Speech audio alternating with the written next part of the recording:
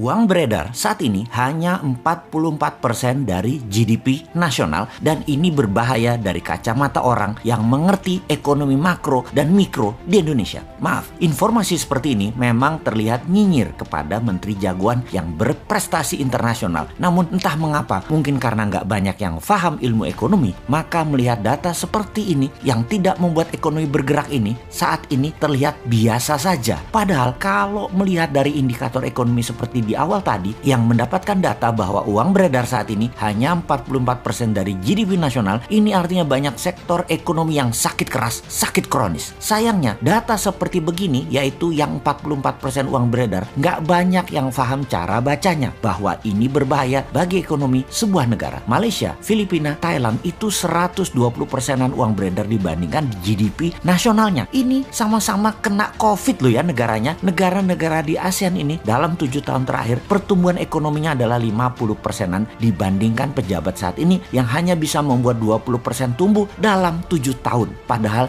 niat dan janji sucinya dulu 50%-an tumbuhnya dalam 7 tahun karena setiap tahun katanya ekonomi harus tumbuh 7%. Dan kalau semua itu tercapai tumbuhnya 50%-an. Ini harusnya ya 50%-an dalam 7 tahun. Ternyata tidak tercapai, hanya 20%. Dan untuk menutupi kegagalan tersebut, maka strategi yang dilakukan oleh yang katanya jago ekonomi dan keuangan negara tersebut yaitu menggunakan FDI, Foreign Direct Investment. Oke, bolehlah strateginya. Sekedar mengingatkan di mana nanti para new mind kalau berkuasa beda strateginya. Pakai DDI, Domestic Direct Investment. Pakai kekuatan kita sendiri dalam negeri, anak bangsa. Saat ini oleh old mind, anak bangsa kekuatan sendiri tidak dipercaya. Bahkan 4L sering mengatakan Indonesia belum mampu, jadi perlu orang Tiongkok. Heran ya, kok anak bangsa diejek tapi oleh fansnya nggak ada yang mencela atau yang kecewa. Oh lupa, punya pasukan buzzer yang selalu meluruskan hal yang bengkok dengan narasi. Bener deh, sangat jelas kalau strategi sekarang adalah cinta asing. Karena itu dipilih investasi FDI. Sekali lagi, namanya juga keputusan orang populer. Semua dilakukan terlihat benar lah. Sampai suatu hari piring kalian kosong,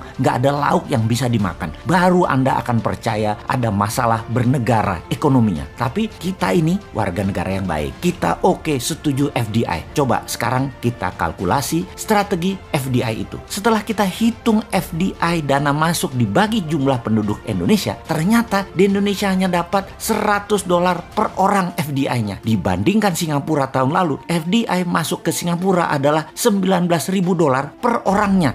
Jauh langit dari bumi FDI Indonesia dibandingkan Singapura itu. Oke, kita samakan dengan Vietnam kali ini. Bagaimana? Biar nggak hilang muka tuh pejabat yang sering dapat hadiah dari negara pemberi hutangan. Vietnam ternyata dapatnya $270 per orangnya dari FDI di tahun lalu di 2020. Oke, kita ke Malaysia sekarang. Malaysia, Filipina sama dengan Indonesia. $100. Seneng? Tahu kalau Filipina dan Malaysia sama dengan Indonesia? Seneng ya? Harusnya yang nggak seneng. Old mind seneng. New mind yang nggak seneng lah. Indonesia tuh punya segalanya yang Malaysia dan Filipina nggak punya. Kok hanya dapat $100?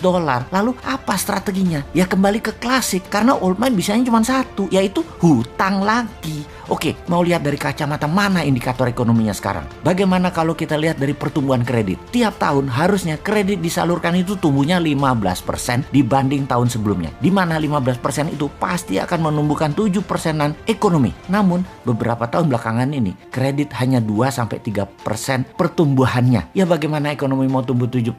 Nggak ada likuiditas begitu. Bisa mikir nggak sih ini pejabat yang berkuasa tentang ekonomi? Jadi wajar kan tumbuhnya tahun lalu minus 2%. Lalu kita sudah hampir 4 kuartal nih minus terus pertumbuhannya. Kita lihat deh di awal tahun 2021 ini deh. Minus apa plus? Kalau minus jadi 4 kali atau 4 kuartal. Ini menunjukkan kinerja ekonomi negatif. Bahaya ini kalau rakyat mulai lapar. Tapi jujur deh, saya menilai bagus banget narasi para buzzernya. Sehingga rakyat nggak sadar ekonomi ke arah berbahaya. Keren buzzernya, keren. Narasinya keren. Jadi bernegara pakai narasi ya baru kali ini. Kalau yang lain kan bernarasi pakai fakta dan pakai pertumbuhan ekonomi. Kalau sekarang pakai narasi, tapi narasi narasinya emang keren. Asli nih, kalau ternyata sampai tahun 2021 akhir rakyat ekonominya makin berat, maka bisa-bisa pejabat populer tadi jadi nggak populer. Dan jangan sampai nengok semua ke Bosman karena semua yang dikatakan Bosman terlihat benar. Tar dulu, nggak benar juga Bosman ini semua analisanya benar. Namun kalau utak-atik hitungan ekonomi rasanya jarang meleset. Lalu kalau sekali lagi sampai akhir 2021 ekonomi Indonesia masih minus, apa saran untuk mengatasi hal ini? Maka kaum new mind akan berkata, gampang, tahun 2022 pemilu dipercepat aja, nggak usah nunggu 2024. Piejal, setuju?